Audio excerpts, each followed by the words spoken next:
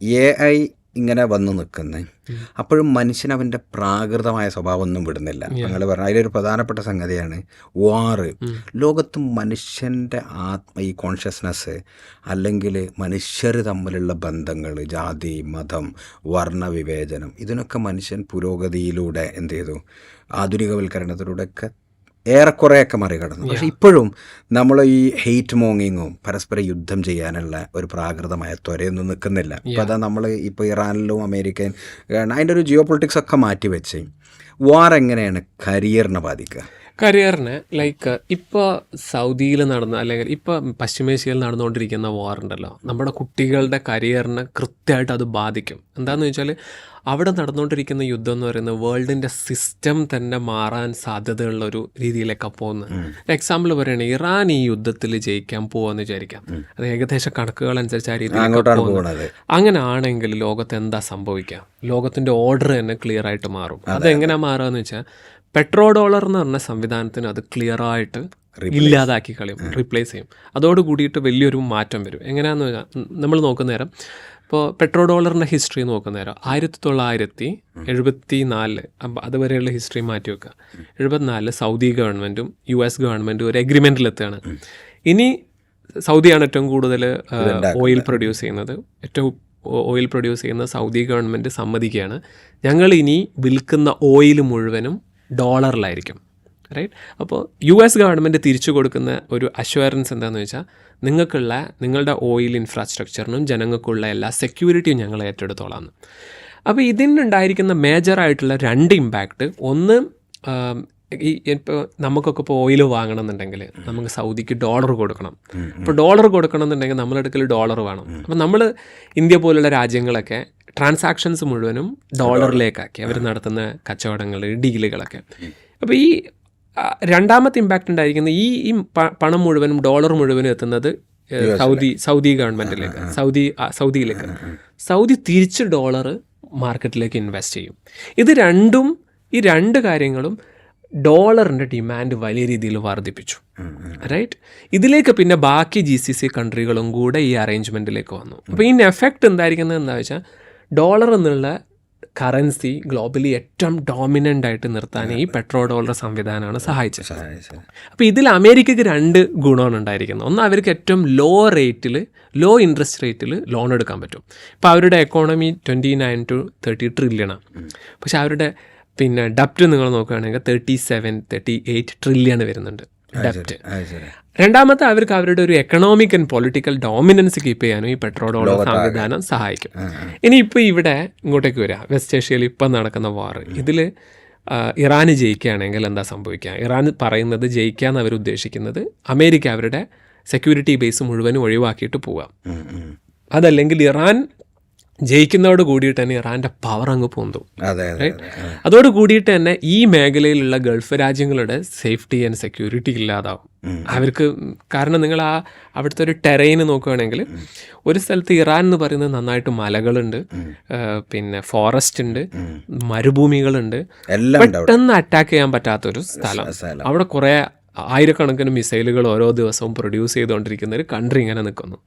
Nuclear വെപ്പണ് develop ചെയ്യാൻ കാത്തിരിക്കുന്ന ഒരു കൺട്രി അവിടെ നിൽക്കുന്നു.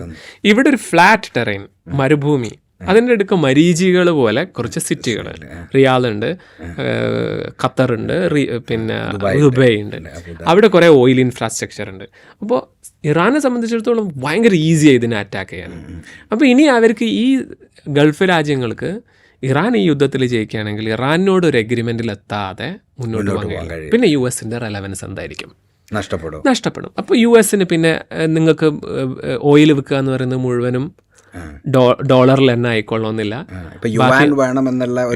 ചർച്ചയൊക്കെ ഇപ്പം അങ്ങോട്ട് ഹോർമൂസിലൂടെ, അത് പേർഷ്യൻ ഗൾഫിലൂടെ ഹോർമൂസിലൂടെ കടന്നു പോയ കപ്പലുകളൊക്കെ ഇപ്പം ഇന്ത്യ അടക്കം പെട്രോൾ വാങ്ങിയിരിക്കുന്നത് യുവാനിലാണ് എന്നുള്ളൊരിത് പറയുന്നുണ്ട്. അത് എഗ്രിമെൻ്റ് എന്നാണ് പറയുന്നത്. അപ്പോൾ യുവാനിൽ നിങ്ങൾ ഓയിൽ ട്രേഡ് ചെയ്യാൻ തുടങ്ങിയാൽ പിന്നെ $. സാധ്യതയില്ല. അതോടുകൂടിയിട്ട് അമേരിക്ക എന്ന് പറയുന്ന സിസ്റ്റം തന്നെ ചിലപ്പം ഇല്ലാതാവാം.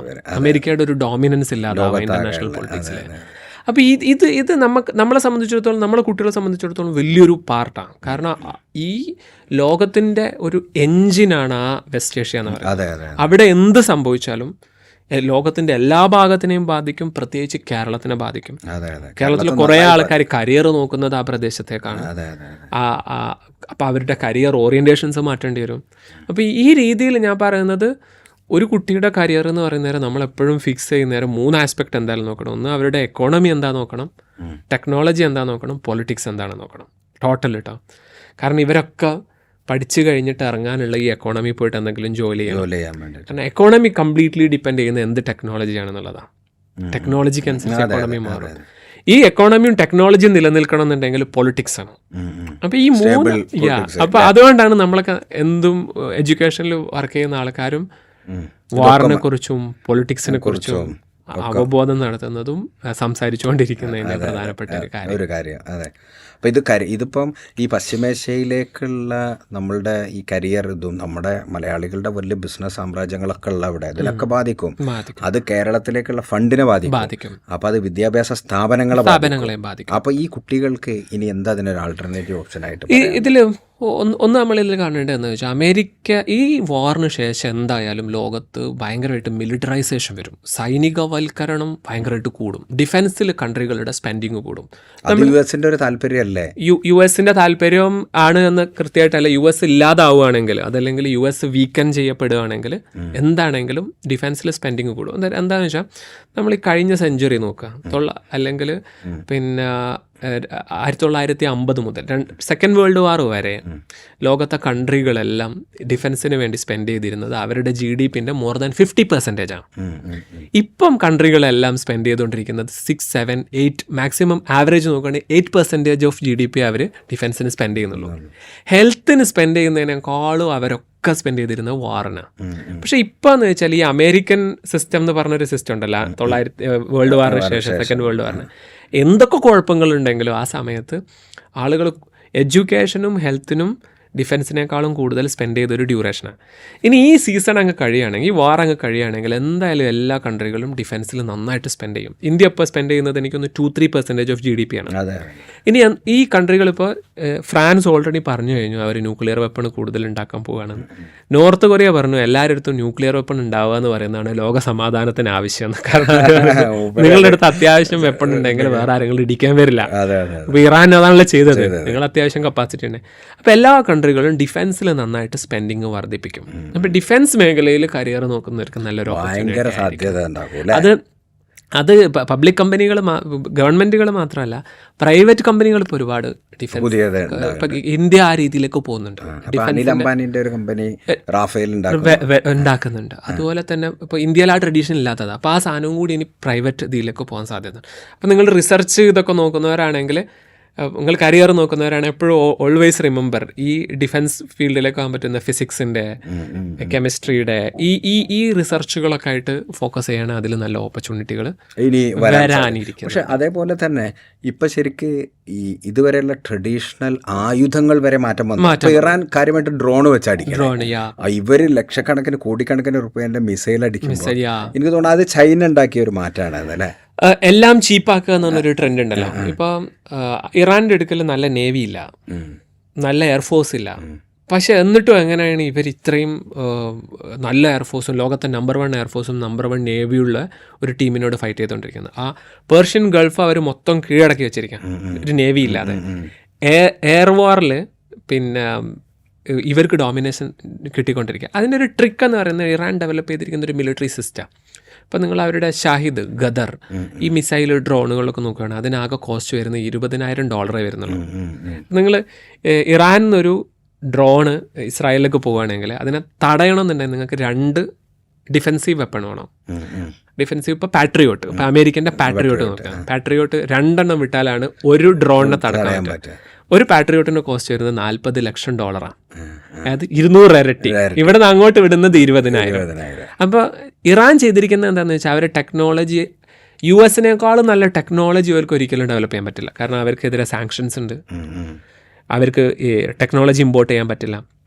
പിന്നെ നിങ്ങൾക്ക് എന്താ ചെയ്യാൻ പറ്റുക, നിങ്ങൾക്ക് ചെറിയ വെപ്പൺസ് ഉണ്ടാക്കുക, അത് സ്കെയില് ഭയങ്കര സ്കെയിൽ 1000-2000 ഒക്കെ ദിവസം പ്രൊഡ്യൂസ് ചെയ്യാൻ പറ്റുന്ന കപ്പാസിറ്റി ഉണ്ടാക്കുക.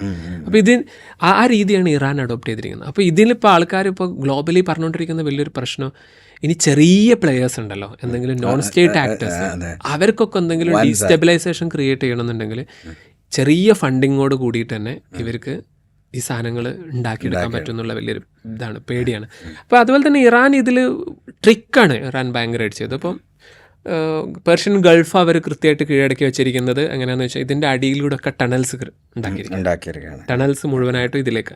അപ്പോൾ ആക്റ്റീവായിട്ടും ഇനാക്റ്റീവായിട്ടുള്ള കുറേ ടണൽസ് ഉണ്ട്. അപ്പോൾ അമേരിക്കക്ക് ഒരിക്കലും പോയിട്ട് എന്ത് ചെയ്യാൻ പറ്റില്ല, ക്യാപ്ചർ ചെയ്യാൻ പറ്റില്ല ഏത് ടണലാണ് ആക്റ്റീവ് ഏത് ടണലാണ് ഇനാക്റ്റീവ്. അപ്പോൾ അതിലൂടെ ഒരു കപ്പൽ പോകുന്നുണ്ടെന്നുണ്ടെങ്കിൽ ഇവർക്ക് ഇവരുടെ ഷോർട്ട് മിസൈൽസ് ഉപയോഗിച്ചിട്ട് ഇതിൻ്റെ അടിക്കാൻ പറ്റും. അപ്പോൾ ആ ഒരു വാർ ടെക്നിക്ക്, ന്യൂ വാർ ടെക്നിക്ക്, വാറിൻ്റെ ലോജിക്ക് തന്നെ കംപ്ലീറ്റ്ലി റീഡിഫൈൻ ചെയ്ത് ഇറാന്. ഇപ്പൊ അവര് ഈ നമ്മുടെ ഡീഗോ ഗാർഷ്യയിൽ അടിച്ചു എന്ന് പറഞ്ഞാല് അത് ലോകത്തിന് നൽകുന്ന സന്ദേശം ഭയങ്കര. കേരളത്തിൽ വരെ ടെഹ്റാനിന്ന് ബോംബ് മിസൈൽ ഇടാമെന്നുള്ള രീതിയിലേക്ക് കാര്യങ്ങൾ മാറി. അത് നമ്മളാരും പ്രതീക്ഷിക്കാത്തൊരു സാധനമാണ്. അതിൽ നോക്ക് 4000 ഇതുവരെ ടെസ്റ്റഡ് അല്ലെങ്കിൽ ലോകം ഇതുവരെ പറഞ്ഞുകൊണ്ടിരുന്നത് ഇറാന്റെ കപ്പാസിറ്റി എന്ന് പറയുന്നത് 2000 കിലോമീറ്ററാണ്. ഇപ്പം അവർ ഇടിച്ചിരിക്കുന്നത് 4000 കിലോമീറ്ററിലാണ്. അപ്പോൾ ഇതിൽ 2 പോസിബിലിറ്റിയാണ്. 4000 കിലോമീറ്ററിൽ നിൽക്കോ അതല്ലെങ്കിൽ അങ്ങോട്ടേക്കോ പോകാം. അപ്പോൾ 4000 കിലോമീറ്റർ തന്നെ നമ്മൾ ടെഹ്റാനിന് ഡിസ്റ്റൻസ് നോക്കുകയാണെങ്കിൽ ഏകദേശം യൂറോപ്പിന്റെ പകുതി ഭാഗം കവർ ചെയ്യും. അതിപ്പോൾ ഇന്നലെ ഇയാൾ പറഞ്ഞു യൂറോപ്പ് ഇറങ്ങാൻ സമയമായി, ഇങ്ങൾക്കൊക്കെ മിസൈൽ കിട്ടും നെതന്യാഹു പറഞ്ഞു. അപ്പോൾ അത്രയ്ക്കും ഡിസ്റ്റൻസിലേക്ക് ഇതിന്റെ കവർ പോയിട്ടുണ്ട്. അപ്പൊ ഇത് മൊത്തത്തിൽ ടെക്നോളജിയെ മാറ്റും, ആളുകളുടെ കരിയർ ഓപ്ഷൻസിനെ മാറ്റും, ചെറിയ പ്ലെയേഴ്സിന് ഈ മേഖലയിൽ കടന്നു വരാൻ കഴിയും. അപ്പം പിന്നെ അതിൽ ഇതിപ്പോ AI എങ്ങനെ മാറ്റും?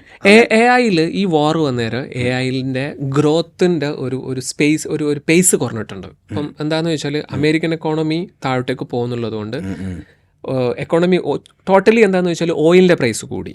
ഓയിലിൻ്റെ പ്രൈസ് ഇങ്ങനെ കൂടുകയാണെങ്കിൽ എല്ലാ ടെക്നോളജിനെയും ബാധിക്കും, എല്ലാ ബിസിനസ്സിനെയും ബാധിക്കും. കാരണം നിങ്ങൾക്ക് ചീപ്പ് എനർജി ഉള്ളതുകൊണ്ടാണ് ഇതൊക്കെ മൂവായി പോകുന്നത്. അപ്പോൾ AI-ലും ഇതിലും ഇപ്പോൾ കമ്പനികളിലൊക്കെ US കമ്പനികളിലുള്ള ഇൻവെസ്റ്റ്മെൻറ്റ് കുറഞ്ഞിട്ടുണ്ട്. അപ്പോൾ AI-യുടെ ഗ്രോത്ത് നമ്മളിപ്പോൾ ഉണ്ടായിരുന്ന ആ സ്പീഡ് ചിലപ്പോൾ ഒന്ന് കുറച്ച് കുറഞ്ഞേക്കാം. പക്ഷേ ഈ വാർ നിൽക്കുകയാണെങ്കിൽ AI പിന്നെയും മുന്നോട്ടേക്ക് പോകും. കാരണം നിങ്ങളിപ്പോൾ ഡിഫെൻസിലാണെങ്കിൽ പോലും AI ഭയങ്കരമായിട്ട് ഉപയോഗിക്കുന്നുണ്ട്. ഇപ്പോൾ ഇന്ത്യ പാകിസ്ഥാൻ വാറിലും ഭയങ്കരമായിട്ട് AI പാകിസ്ഥാൻ ഉപയോഗിച്ചിട്ടുണ്ട്. ചൈന AI സെൻറ്ററിന് തുടങ്ങിയിട്ടുണ്ട് ഡിഫെൻസിൽ. അപ്പോൾ അതിൻ്റെ ആപ്ലിക്കേഷൻ ഭയങ്കരമാണ്. അപ്പോൾ ഇനി യുദ്ധം AI-കൾ തമ്മിലാകുന്ന ഒരു കാലം അതും ഭയങ്കര സാധ്യതയാണ്. ഇപ്പോഴത്തെ വാറുകൾ നോക്കുകയാണെങ്കിൽ യുക്രൈൻ വാറാണെങ്കിലും ഈ വാറാണെങ്കിലും ആളുകളെ കൊല്ലുന്നതിൻ്റെ എണ്ണം വളരെ കുറവാണ്. പക്ഷെ പ്രസിഷനാണ് ഇൻഫ്രാസ്ട്രക്ചറുകൾ കൃത്യമായിട്ട് ഇതാക്കാൻ പറ്റുമോ? അത് പറ്റുന്നത് എന്താണെന്ന് വെച്ചാൽ നിങ്ങൾക്ക് AI വരുന്നതുകൊണ്ടാണ്, ടെക്നോളജി വരുന്നതുകൊണ്ടാണ് ആക്യുറേറ്റ് ആയിട്ട്. കഴിഞ്ഞ 12 ഡേ വാർ എന്ന് പറയുന്നുണ്ടല്ലോ, ഇറാൻ ഇസ്രായേൽ വാർ, അതിൽ ആക്യുറസി കുറവായിരുന്നു ഇറാൻ്റെ വെപ്പണുകൾക്ക്. പക്ഷെ ഇപ്പോൾ ഉള്ളത് ഭയങ്കര പ്രസിഷൻ അറ്റാക്ക് വരുന്നത് ചൈനീസ് ടെക്നോളജി ആയതുകൊണ്ടാണ്. അതുപോലെ ശരിക്കും സഹായിച്ചിട്ടുണ്ട് തന്നെയാണ്. ചൈനക്ക് എന്തായാലും ഇതിലൊരു ചൈനക്കും റഷ്യക്കും ഇതിലൊരു സ്റ്റേക്ക് ഉണ്ട് എന്താണെങ്കിലും. എന്തുകൊണ്ടെന്ന് വെച്ചാൽ റഷ്യക്ക് എന്തായാലും അറിയാലോ, എന്താണെന്ന് വെച്ചാൽ ഇവിടെ ഒരു ഓയിൽ ബ്ലോക്കേഡ് വന്നാൽ അവരാണ് അടുത്ത ഓയിൽ വിൽക്കേണ്ട ആൾ, അതല്ലെങ്കിൽ ഗ്യാസ് വിൽക്കേണ്ട ആൾ അവരാണ്. അപ്പോൾ അവർക്ക് ഇപ്പം ഓയിൽ കിട്ടിയിരിക്കുന്ന ഈ ഇൻഫ്ലേഷനൊക്കെ അവർക്ക് ഭയങ്കരമായിട്ട് സഹായിച്ചിട്ടുണ്ട്.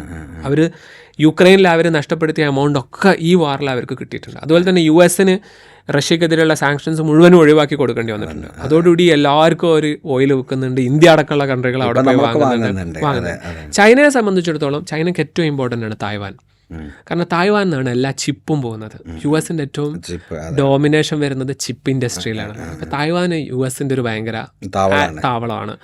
അപ്പോൾ ഇവിടെ വാറുണ്ടായ സമയത്ത് US-ന് എന്ത് ചെയ്യേണ്ടി വന്നു വെച്ചാൽ തായ്വാനും സൗത്ത് കൊറിയന്നൊക്കെ ഡിഫെൻസീവ് മെക്കാനിസവും മിസൈൽസൊക്കെ ഇങ്ങോട്ടേക്ക് വലിക്കേണ്ടി വന്നു. അപ്പോൾ ഒരു സ്ഥലത്ത് നിങ്ങൾ വാറിൽ എൻഗേജ്ഡ് ആണെങ്കിൽ ബാക്കിയുള്ളടത്തൊക്കെ വലിക്കേണ്ടി വരും.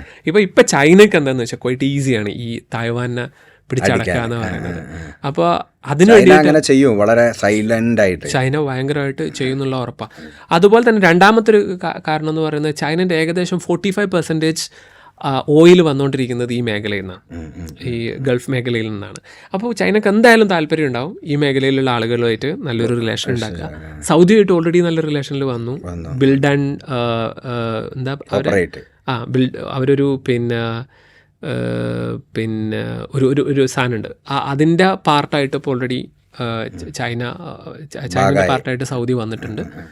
പിന്നെ അപ്പോൾ ഈ മേഖലയിലെ മൊത്തത്തിൽ കീഴടക്കാന്ന് പറഞ്ഞാൽ ചൈനൻ്റെ ഒരു ഇൻട്രസ്റ്റ് തന്നെ ആയിരിക്കും. ഈ ഹോർമൂസിൽ ഇറാൻ്റെ ഈ സംഭവം വിജയിച്ചാൽ ലോകരാഷ്ട്രീയം ആകെ മാറും. ലോകത്തിലെ ഈ രാഷ്ട്രീയം മാറും, ട്രേഡ് മാറും, പിന്നെ കരിയർ മാറും. ഇപ്പം നമ്മളൊരു പ്രധാനപ്പെട്ട ഏരിയ അതാണ്. അപ്പം ഇനിയിപ്പം മലയാളി പ്രത്യേകിച്ച് ഈ വലിയ തോതിൽ ഈ തരത്തിലുള്ള മൈഗ്രേഷനും ട്രേഡൊക്കെ ഉണ്ടാവുമെന്നാണ് നമ്മൾ മനസ്സിലാക്കേണ്ടത് അല്ലേ. ഇപ്പോൾ സൗത്ത് കൊറിയ, ചൈന, അപ്പം അത് ഇത് നമ്മുടെ സാധാരണ ജീവിതത്തെ ഇപ്പം നമ്മളൊരു ഇംഗ്ലീഷ്, യൂറോപ്പ് എന്നൊക്കെ പറഞ്ഞു തന്നിരുന്നത്, പ്രത്യേകിച്ച് ഇപ്പോൾ ഞങ്ങളൊക്കെ ചെയ്തുകൊണ്ടിരിക്കുന്ന ഈ സ്റ്റഡി അബ്രോഡ്, ഈ സാധനത്തെ എങ്ങനെ മാറ്റും ഞങ്ങൾ കരുതുന്നത്? അതെ, കേരളത്തിൻ്റെ ഒരു ഇത് പറയാം. കേരളത്തിൻ്റെ GDP-യുടെ ഏകദേശം 1/3 ഭാഗമാണ്. അത്ര സൈസിലാണ് ഇവിടേക്ക് റെമിറ്റൻസ് വന്നുകൊണ്ടിരിക്കുന്നത്. അതായത് വിദേശത്തു നിന്നുള്ള പൈസ വന്നുകൊണ്ട് ആ പൈസൻ്റെ വലിയൊരു ഭാഗം വരുന്നത് ഈ ഭാഗത്തു നിന്നാണ്. അപ്പോൾ നമ്മൾ ഈ റെമിറ്റൻസിൻ്റെ ഈ ഗൾഫിൽ നിന്ന് വരുന്ന ക്യാഷിൻ്റെ ഒരു ഭയങ്കര ഇമ്പാക്റ്റ് എന്ന് പറഞ്ഞാൽ അതിന് ഭയങ്കര മൾട്ടിപ്ലൈയിങ് എഫക്റ്റാണ്. അത് വേഗം ഇൻവെസ്റ്റ്മെൻ്റ് ആവും, അത് പിന്നെ പുതിയ ബിസിനസ്സുകൾ ക്രിയേറ്റ് ചെയ്യും, ഭയങ്കരമായിട്ടൊരു മൾട്ടിപ്ലൈയിങ് എഫക്റ്റ് ഈ എക്കോണമിയിൽ ക്രിയേറ്റ് ചെയ്യുന്നുണ്ട്. കേരളത്തിൻ്റെ ടോട്ടൽ NRIസിൻ്റെ നമ്പർ നോക്കുന്നവർ ഏകദേശം 20-22 ലക്ഷം ആളുകളാണ് ഇവിടുന്ന് പോകുന്നത്. അതിലെ 80-90% ആളുകളും ഇപ്പോൾ ഉള്ളത് ഈ മിഡിൽ ഈസ്റ്റിലാണ്.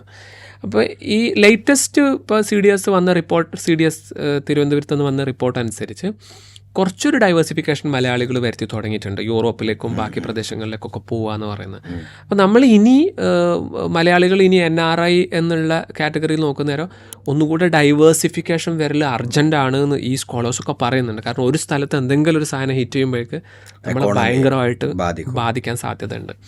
രണ്ടാമത്തെന്ന് വെച്ചാൽ സ്റ്റുഡൻസിൻ്റെ മൈഗ്രേഷൻ നോക്കുന്നേരം നിങ്ങൾക്കൊക്കെ മനസ്സിലായിരിക്കും. ഇപ്പം ലേറ്റസ്റ്റ് ആയിട്ട് പാർലമെൻറ്റിൽ വന്ന റിപ്പോർട്ട് അനുസരിച്ച് ഭയങ്കര ഡിക്ലൈനിങ് ആണ്. എനിക്ക് തോന്നുന്നത് 33% ഡിക്ലൈനിങ് അങ്ങോട്ട് വന്നിട്ടുണ്ട്. കുട്ടികളുടെ വിദേശത്ത് പോകുന്ന എണ്ണം കുറഞ്ഞിട്ടുണ്ട്. അതിന് പ്രധാനപ്പെട്ട കാരണം ഒന്ന് US തന്നെയാണ്. US എന്ത് ചെയ്യുന്നുണ്ടെന്ന് വെച്ചാൽ ഈ റെസ്ട്രിക്ട് ചെയ്തിട്ടുണ്ട്. യൂണിവേഴ്സിറ്റികൾക്ക് ഫണ്ട് ചെയ്യുന്നത് കുറച്ചിട്ടുണ്ട്, റിസർച്ച് എൻറ്റിറ്റികൾക്ക് ഫണ്ട് ചെയ്യുന്നത് കുറച്ചിട്ടുണ്ട്. അപ്പോൾ അവരൊക്കെ അവിടെ പോയിരുന്ന ആളുകളൊക്കെ ഇപ്പോൾ പോയിക്കൊണ്ടിരിക്കുന്നത് യൂറോപ്പിലേക്കാണ്. യൂറോപ്പിൽ ഓൾറെഡി എക്കോണമി ഡൗൺ ആണ്. അപ്പോൾ ഈ കാര്യങ്ങളൊക്കെ നമ്മളെ ഭാഗത്തും ഇമ്പാക്ട് ചെയ്യുന്നുണ്ട്. അപ്പോൾ പിന്നെ UK വലിയ തോതിൽ സാച്ചുറേറ്റഡ് ആയി, ഭയങ്കരമായിട്ട് ഇതായിട്ടുണ്ട്. ഇനി ഒരു മുകളിലേക്ക് പോകാൻ പറ്റാത്ത ലെവലിലേക്ക് UK എത്തിയിട്ടുണ്ട്. അപ്പോൾ ഇതിൽ സൊല്യൂഷൻ എന്ന് പറയുന്നത് ഇപ്പോഴും നിങ്ങൾ നിങ്ങൾക്ക് നല്ലൊരു ക്ലാരിറ്റിയും ചെയ്യാനൊരു നല്ല പർപ്പസും നല്ല പ്രോജക്റ്റുകളും ഉണ്ടെങ്കിൽ ഇപ്പോഴും ഡെവലപ്ഡ് കൺട്രീസ് നിങ്ങൾ ആക്സെപ്റ്റ് ചെയ്യാൻ റെഡിയാണ്. പക്ഷേ പണ്ട് പോയതുപോലെ ചീപ്പായിട്ട് ചെറിയ പൈസ കൊടുത്തിട്ടോ അല്ലാതെ അവിടെ പോയിട്ട് പിന്നെ എന്തെങ്കിലും എക്സ്ട്രാ വർക്ക് ചെയ്തിട്ട് ഉണ്ടാക്കിയെടുക്കുക, അങ്ങനത്തെ കാര്യങ്ങളാണ് ഇപ്പോൾ ഇല്ലാതെ പ്രതിസന്ധിയിലേക്ക്. അതിലൊരു US-ൻ്റെ ഒരു സംഗതി എന്താ വെച്ചാൽ US വലിയ തോതിൽ ഇന്ത്യക്കാരെ കയറ്റിവിടുക തിരിച്ചിപ്പം ആ സമയത്ത് ഓർമ്മ ഉണ്ടോ നിങ്ങൾക്ക്? കുറേ ആൾക്കാരെ കാലിൽ ചങ്ങലയൊക്കെ ഇട്ട്, അപ്പം അവരെ ഇന്ത്യയിലൊക്കെ ഇന്ത്യൻ കമ്മ്യൂണിറ്റിയിൽ അതിൽ വലിയ ഇമ്പാക്റ്റ് ഉണ്ടാക്കിയിട്ടുണ്ട്. അപ്പോൾ ഗുജറാത്തിൽ, ഞാൻ കുറച്ച് മുമ്പ് ഗുജറാത്തിലുണ്ടായിരുന്ന സമയത്ത് ഈ അടുത്ത് അവിടെ ഒരു ഗ്രാമമുണ്ട്, ഈ പട്ടേൽ ഗ്രാമമാണ്, കംപ്ലീറ്റ് US-ലാണ്. പക്ഷെ അവിടുത്തെ ഒരു 3rd ജനറേഷനെ US ഇപ്പോൾ ഈ കാലിൽ കയ്യിലൊക്കെ ഇതൊക്കെ ഇട്ട് കൊണ്ടുവന്നിട്ട് അവിടുത്തെ പൊളിറ്റിക്സിൽ വലിയ വിഷയമായിരുന്നു. അപ്പം അങ്ങനത്തെ അതിൻ്റെ ഒരു നെഗറ്റീവ് ഇമ്പാക്റ്റ് ഉണ്ടാവും. പിന്നെ അവിടുന്ന് ഒരു ആൾക്കാർ US-ലേക്ക് പോകില്ലല്ലോ. പിന്നെ കേരളത്തിൽ കൂടുതൽ ആളുകൾ പോയിരുന്ന UK-ക്കാണ്. UK ഭയങ്കരമായിട്ട് സാച്ചുറേറ്റഡ് ആയി. ഇനി ഒരു പുതിയ ഓപ്ഷൻസ് വരൽ നിർബന്ധമാണ് ആ മേഖലയിൽ. അപ്പം അതിലിപ്പോൾ ഈ പറഞ്ഞ പോലെ ജപ്പാൻ, അതേപോലെ കൊറിയ, ചൈനയൊക്കെ ഇനി വരാനുള്ള സാധ്യത കാണുന്നുണ്ട്. അവിടെ ഒരു തടസ്സമായി ഞാൻ മനസ്സിലാക്കുന്നത് ശരിക്ക് ഈ ലാംഗ്വേജാണ്. ഇതിൽ ഇനിയിപ്പോൾ ലോകത്ത് മുഴുവനും ആൻറ്റി മൈഗ്രേഷൻ മൂവ്മെൻറ്റുകൾ നടന്നുകൊണ്ടിരിക്കുക. എല്ലായിടത്തും റൈറ്റ് വിങ് പൊളിറ്റിക്സ് വരുന്നുണ്ട്. മൈഗ്രേഷൻ ഇനി ഭയങ്കര ടഫാവാൻ പോവുക. നമുക്ക് ഇനി അടുത്ത ജനറേഷനോടൊക്കെ പറയാൻ പറ്റുന്നൊരു കാര്യം ഇവിടെ തന്നെ എന്തെങ്കിലും കാര്യങ്ങൾ എക്സ്പ്ലോർ ചെയ്യാന്നുണ്ട്. അപ്പോൾ അതിൽ എഡ്യൂക്കേഷൻ ആണെങ്കിൽ ഇപ്പോൾ കേരളത്തിൽ വരുന്ന വലിയൊരു ട്രെൻഡ് പ്രൈവറ്റ് യൂണിവേഴ്സിറ്റീസ് കേരളത്തിലേക്ക് വരുവാണല്ലോ. അപ്പോൾ ഈ ഗവൺമെൻറ് ഇനി നെക്സ്റ്റ് ഗവൺമെൻറ് വരുന്നേരം എന്താണെങ്കിലും പ്രൈവറ്റ് യൂണിവേഴ്സിറ്റീസ് വരും. ഓൾറെഡി ബില്ല് പാസ്സായിട്ടുണ്ട്. അപ്പോൾ ഇവിടേക്ക് നല്ല ഇൻവെസ്റ്റ്മെൻറ്റ് വരാൻ സാധ്യതയുണ്ട്. ഇപ്പോൾ ഹെൽത്തിൽ കുറേ ഇൻവെസ്റ്റ്മെൻറ്റ് വന്നല്ലോ. ഇവിടുത്തെ ഹോസ്പിറ്റലുകളിലൊക്കെ പിന്നെ അമേരിക്കൻ കമ്പനികളൊക്കെ ഇൻവെസ്റ്റ് ചെയ്യുന്നുണ്ടല്ലോ. അതുപോലെ തന്നെ ഇവിടുത്തെ എഡ്യൂക്കേഷണൽ ഇൻസ്റ്റിറ്റ്യൂഷനുകളിലും നന്നായിട്ട് പ്രൈവറ്റ് ഇൻവെസ്റ്റ്മെൻറ്റ് വരാൻ സാധ്യതയുണ്ട്. നല്ല ഇൻസ്റ്റിറ്റ്യൂഷൻസ്, ഫോറിൻ യൂണിവേഴ്സിറ്റീസ് വരാൻ സാധ്യതയുണ്ട്. പൊളിറ്റിക്കലി നമ്മൾ ഇപ്പോൾ ആകെവിടെയുള്ളൊരു പ്രശ്നം എന്താണെന്ന് വെച്ചാൽ ഇവിടുത്തെ ലീഗൽ ഫോർമാലിറ്റീസ് പ്രശ്നം മാത്രമേ ഉള്ളൂ. ഇപ്പോൾ അതും കൂടെ ഓക്കെ ആവുകയാണെങ്കിൽ പ്രൈവറ്റ് യൂണിവേഴ്സിറ്റീസ് വരും. അത് വന്നാലുള്ള ഒരു ഓപ്പർച്യൂണിറ്റി എന്ന് പറഞ്ഞാൽ ഇവിടുന്ന് നമ്മളൊക്കെ പഠിച്ച് കുറേ ആൾക്കാർ പോയിട്ടുണ്ട്. ഇവിടുന്ന് കുറേ ആൾക്കാർക്ക് ഡിഗ്രി ഉണ്ട്, PG ഉണ്ട്, PhD ഉണ്ട്. ഇവരൊക്കെ എവിടെ പോയിട്ട് ജോലി ചെയ്യും. ഈ ഫാക്കൽറ്റി ആവാനും റിസർച്ചർ ആവാനും പ്രൊഫസർ ആവാനൊക്കെ താല്പര്യമുള്ളവർ കർണാടകയിലും ബാക്കിയുള്ള സ്റ്റേറ്റിലും ലോകത്തിൻ്റെ പല ഭാഗത്തും പോയിട്ട് വർക്ക് ചെയ്യാണ് കേരളക്കാർ. അപ്പോൾ അവരൊക്കെ അക്കോമഡേറ്റ് ചെയ്യാൻ പറ്റുന്ന സ്പേസ് ആയിട്ട് കേരളത്തിൽ പ്രൈവറ്റ് യൂണിവേഴ്സിറ്റികൾ വരികയാണെങ്കിൽ അതിന് ഉപയോഗപ്പെടുത്തുക എന്നുള്ളതായിരിക്കും. എല്ലാവരും ഗവൺമെന്റ് ജോബ് എന്നുള്ളത് പോസിബിൾ അല്ല. അതും ട്രെൻഡ് മാറി വരും. അതൊക്കെ ഭയങ്കരമായിട്ട് മാറിയിട്ടുണ്ട്.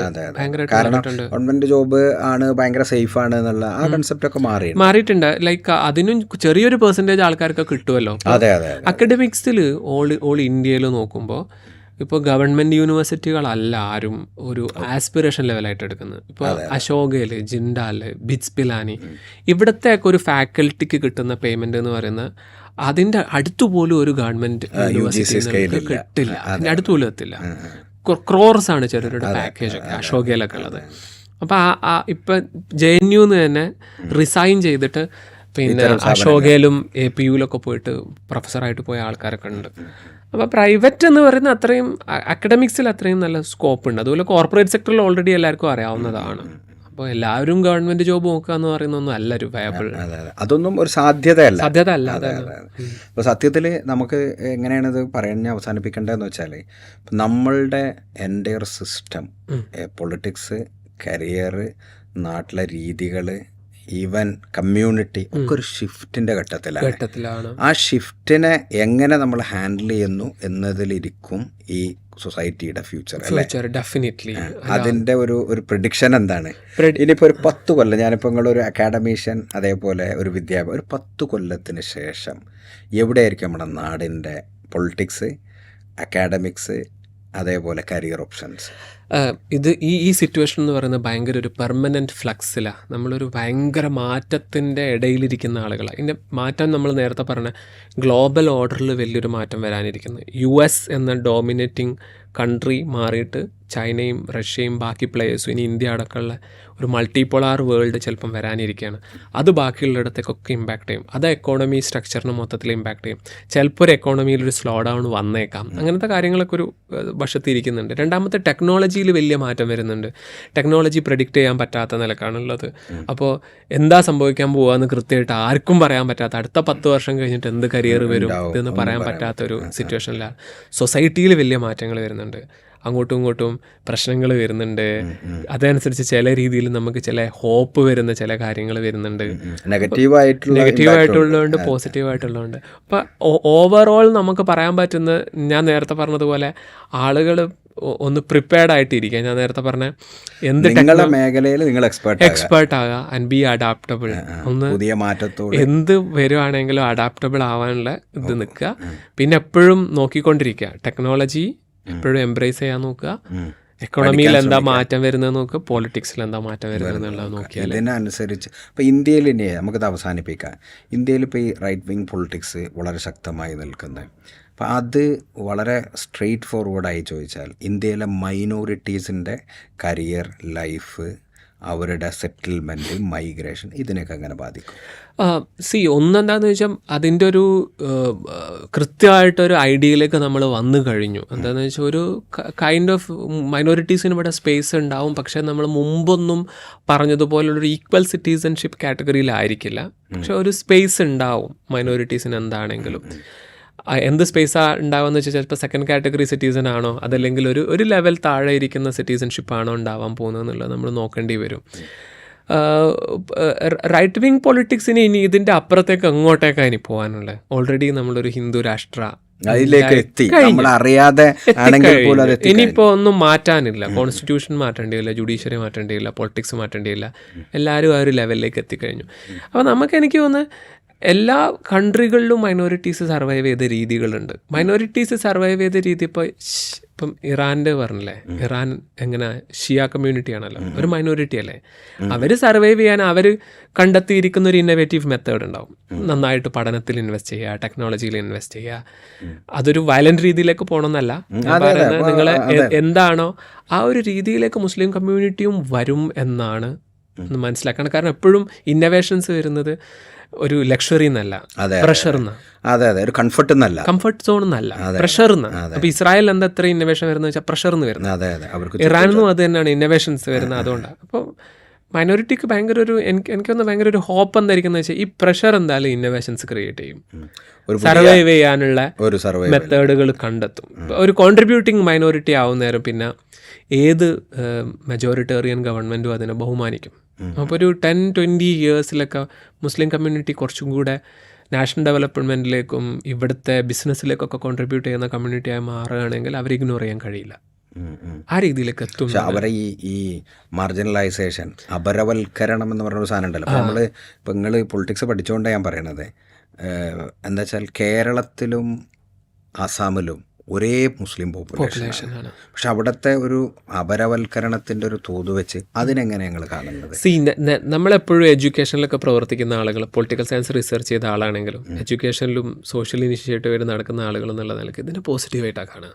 ലൈക്ക് ഇതിനൊക്കെ നിങ്ങൾ ഒരു ടീമിനെ എത്ര അടിച്ചാലും that's A sort of A pressure. അവരത് റിവൈവ് ചെയ്ത് വരാനുള്ള ഒരു കുറച്ച് സമയത്ത് നമ്മൾ മോഡേൺ എഡ്യൂക്കേഷൻ വന്നപ്പോൾ അതിനെ എടുക്കാൻ കുറച്ച് ഒരു മടി കാണിച്ച ടീം എന്നുള്ള നിലക്ക് ചിലപ്പോൾ അതിന് കിട്ടുന്ന ഒരു സോർട്ട് ഓഫ് പണിഷ്മെൻറ്റും ആയിരിക്കാം ഇത്.